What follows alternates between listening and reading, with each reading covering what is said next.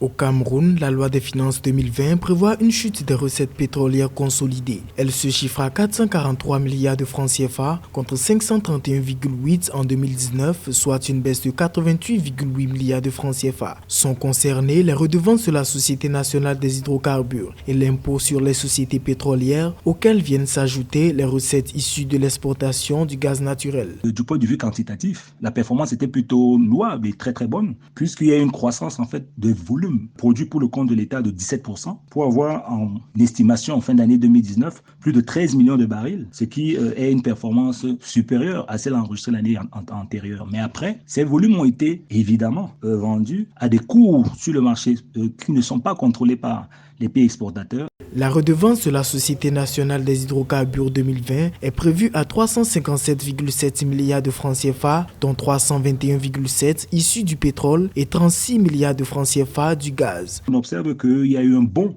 qui a été fait en 2019 pour atteindre un seuil assez considérable de 274,5 milliards d'investissements, soit une croissance par rapport à l'année antérieure et qui normalement devrait pouvoir conduire à, on va dire, une quantification de la production assez importante dans les mois à venir. Au plan commercial, la Société nationale des hydrocarbures affirme avoir vendu pour le compte de l'État un total de 5 832 millions de barils de pétrole brut au 30 avril 2019, soit une hausse de 44,57% par rapport à la même période en 2018. Les ventes ont ainsi permis de transférer au Trésor public 157,56 milliards de francs CFA au titre de sa contribution au budget de l'État.